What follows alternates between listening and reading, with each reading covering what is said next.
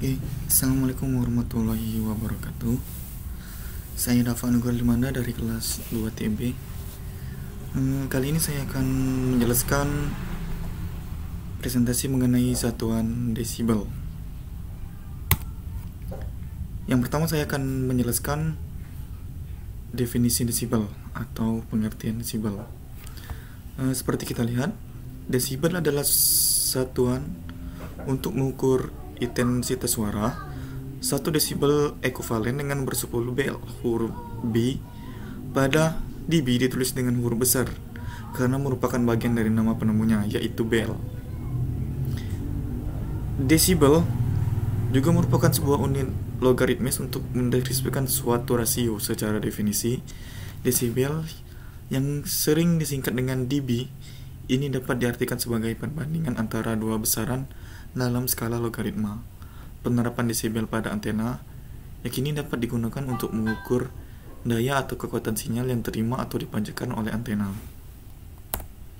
Oke, yang selanjutnya ada jenis-jenis antena.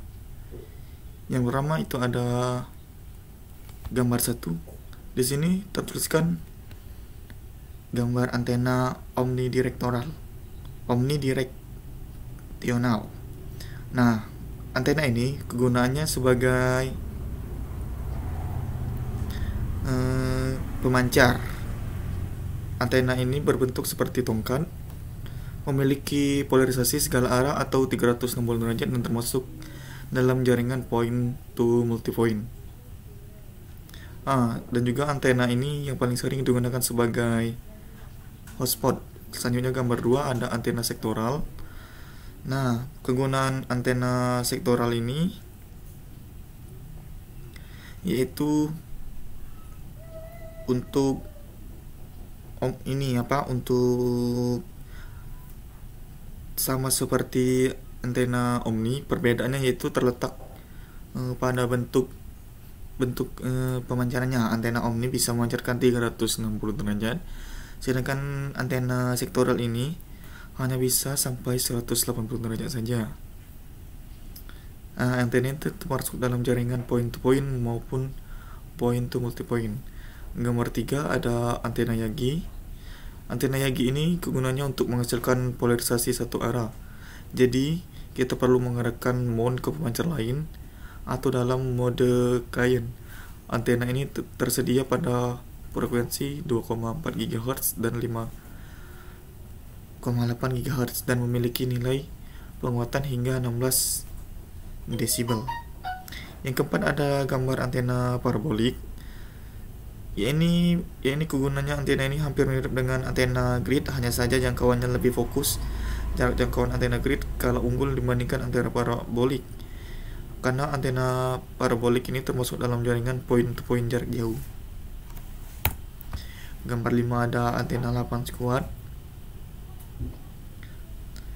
Yaitu antena ini merupakan bagian dari antena sektoral sebab pola radiusnya masih ada dalam satu arah. Jika dibuat sudut arah yang lebar, biasanya antena ini sering digunakan untuk akses point saat klien berada di sebuah area. Yang gambar terakhir ada ini antena grid.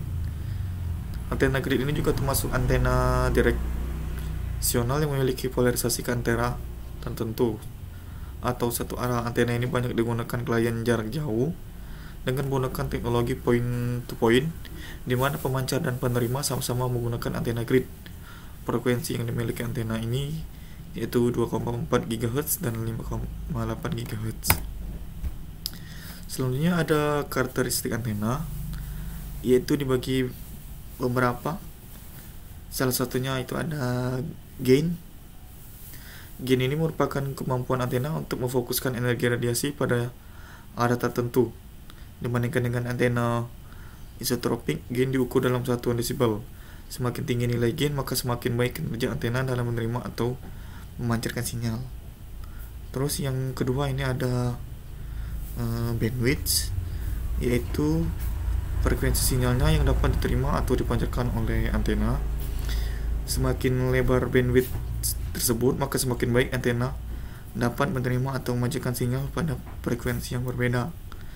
Nah, yang selanjutnya ada impedansi, yaitu rasio antara tegangan arus yang dihasilkan oleh antena pada titik input. Impedansi yang tidak sesuai dapat menyebabkan terjadinya refleksi sinyal yang dapat mempengaruhi kinerja antena. Selanjutnya ada directivity, yaitu antena ini mengacu untuk memfokuskan energi radiasi ke arah tertentu.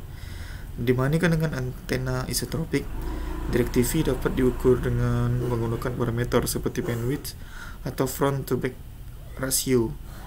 Selanjutnya ada polarization, yaitu gunanya adalah memiliki polarisasi atau elektromagnetik yang dipancarkan oleh antena.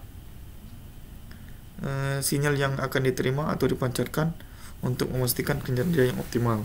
Terakhir ada return loss, mengacu pada rasio antena daya yang dipancarkan oleh antena, dan juga dapat mentransmisikan sinyal dengan efisien dan minimalkan refleksi sinyal. Nah, ini ada selanjutnya ada cara mengukur karakteristik antena. Yang pertama ini ada VSWR meter, mengukur nilai. Nah, ini fungsinya untuk menggunakan alat ukur VSWR meter digunakan untuk mengukur atau rasio tegangan gelombang berdiri pada antena. Selanjutnya ada spektrum analyzer atau menganalisis spektrum. Menggunakan alat ukur spektrum analyzer ini digunakan untuk menganalisis spektrum sinyal yang diterima oleh antena atau rentang frekuensi tertentu. Selanjutnya ada network analyzer, mengukur karakteristik. Mengukur alat untuk network analyzer digunakan untuk mengukur karakteristik, impedansi, dan parameter lain pada antena. Selanjutnya yang terakhir ada simulasi komputer, memodelkan karakteristik antena. Menggunakan simulasi komputer digunakan untuk memodelkan karakteristik antena dan memprediksi kinerja berbagai kondisi. Selanjutnya ini adalah rumus perhitungannya. Ini ada daya atau power, rumusnya dB sama dengan 10 log 10 P1 bagi P2. Selanjutnya ada voltage, ini rumusnya dB sama dengan 20 log dalam kurung V1 dibagi V2. Dan juga ada gain, dB sama dengan 10 log Pout atau Pin. Terakhir ada redaman, loss dB sama dengan 10 log Pin atau Pout. Nah, di sini kesimpulannya secara keseluruhan dapat kita simpulkan bahwa penggunaan satuan desibel sangat penting dalam pengukuran dan perhitungan karakteristik antena. dB digunakan untuk menyatakan perbedaan kekuatan sinyal antara dua titik, seperti perbedaan antara sinyal yang masuk dan sinyal yang keluar dari antena. Selain itu, desibel juga dapat digunakan untuk mengukur kerugian sinyal pada suatu jalur transmisi atau kabel. Desibel juga memberikan kemampuan untuk membandingkan kekuatan sinyal dengan batas minimum yang diperlukan untuk menerima sinyal dengan kualitas yang baik pada penerima. Oke, sekian dari presentasi saya. Saya akhiri. Wassalamualaikum warahmatullahi wabarakatuh.